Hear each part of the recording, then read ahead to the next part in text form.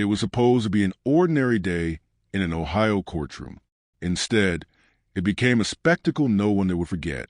Hannah Freeman, a 27-year-old fourth-grade teacher, daughter of North Ridgeville's chief of police, stood trembling as the judge read her sentence. She wasn't there for a misunderstanding or a single bad choice.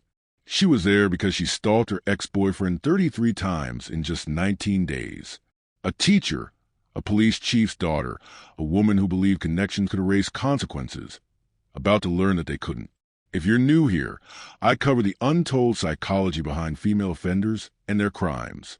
Subscribe now, because these are stories that show how power and obsession collide and how entitlement eventually implodes. Hannah Freeman's story didn't start in a courtroom. It started with a phone call. 911, what's your emergency? My ex-girlfriend keeps following me home every night, parking next to me wherever I am. The caller's voice was calm but exhausted. That was David, a middle school teacher from Westlake, Ohio, trying to sound rational while describing the irrational. For a month, he'd been tracked by his ex, every drive, every stop, every night. On paper, Hannah looked perfect, a college graduate, a dedicated teacher, the kind of person who win Teacher of the Year plaques and baked cookies for her students. But behind the classroom smile was a lifetime of learned immunity. Her father, Michael Freeman, ran the North Ridgeville Police Department. Growing up, Hannah didn't fear the system. She believed she was part of it. That belief showed itself 2 years earlier. In 2022, police responded to noise complaints at her apartment. When confronted, Hannah didn't apologize. She told them who her father was. "My dad's the chief of police," she said. "I'm not doing anything wrong." It wasn't panic. It was confidence. The kind that only comes when you believe consequences don't apply to you. That same mindset would soon spiral into something darker.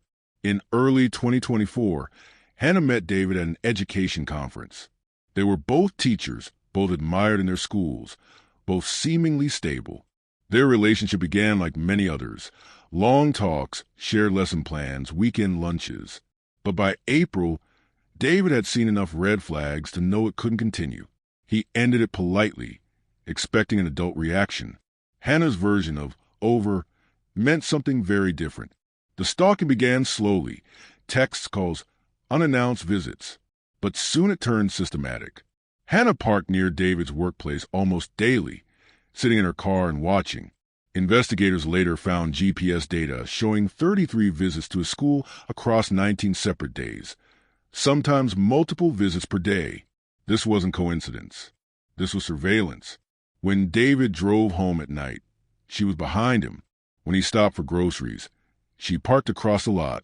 When he thought it might finally stop, she'd appear again, waiting. For a month, he endured it in silence, worried no one would believe a man being stalked by a woman. Then came November 6, 2024, the night everything escalated. David had told Hannah not to come over. The relationship was done. He had company that night, a new friend. Hannah showed up anyway. She saw another woman in his apartment and lost control. Instead of leaving, she went to his car and stole 2 backpacks, both containing laptops, his car keys, wallet, and prescription medication. She took everything she knew he'd need, forcing him to come to her. It wasn't impulsive. It was calculated. The next morning, November 7th, David finally called 911. His voice shook with exhaustion. "My ex-girlfriend keeps stalking me. She follows me home, parks next to me, won't leave me alone." When officers asked how long it had been happening, his answer stunned them. Probably a month. 1 month of daily harassment before he felt safe enough to call for help. That same afternoon, Hannah was back in her car, outside his school, watching. Police arrived and body cam footage captured the moment reality caught up to her. "Hannah Freeman, are you supposed to be here?" "MHM, were you in his car earlier?" "No, we just went to dinner." "Where?" "Raising Cane's." But David hadn't seen her in days. The lie was effortless.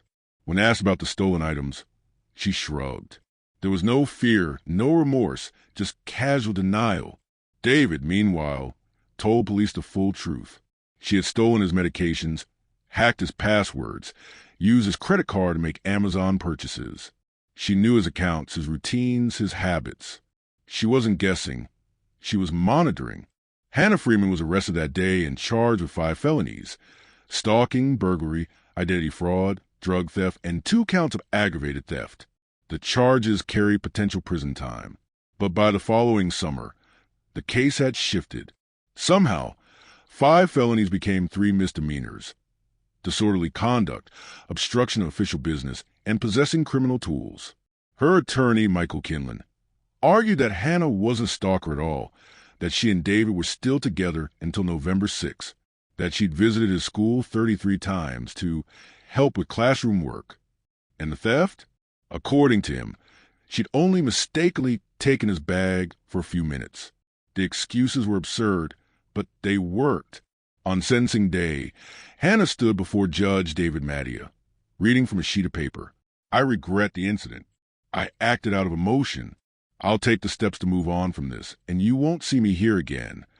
One line in particular stood out that night, as if months of stalking and theft could be condensed into one evening of bad judgment.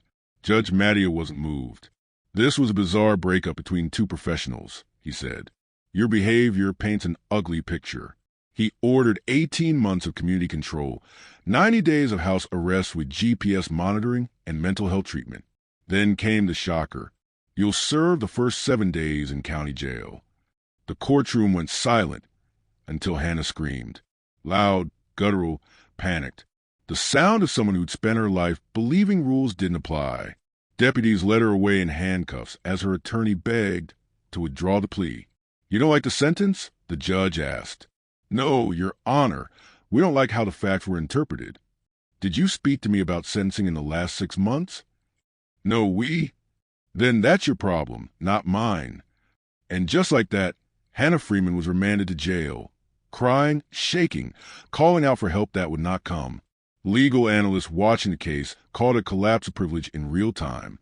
For years, Hannah's father's position, her professional image, and societal perceptions of women as harmless had protected her. But evidence finally outweighed the narrative. This wasn't emotion. It was control. It was calculated obsession disguised as love.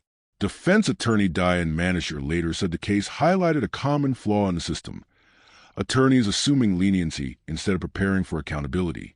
But she also pointed out something deeper: how institutions often hesitate to punish those who come from within their own walls. David's experience revealed another truth: the silence of male victims.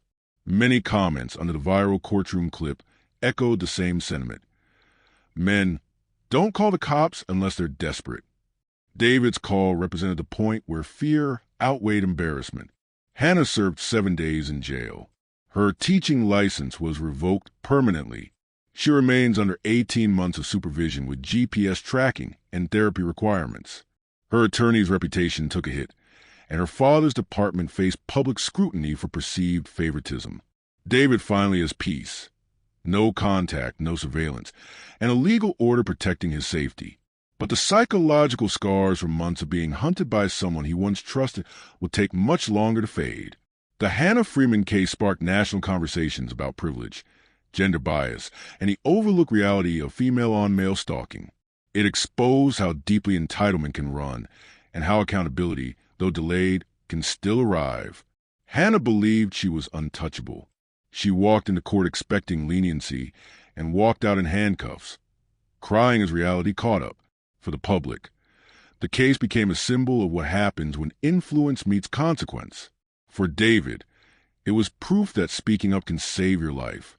If you want deeper analysis of cases like this, where psychology, privilege, and crime intersect, subscribe to Women of Crime. I break down 2 new cases every week. Hannah Freeman's story isn't just about one woman's obsession. It's about the illusion of protection, the slow erosion of accountability, and the moment privilege finally runs out. Actions have consequences, even when you believe they never will.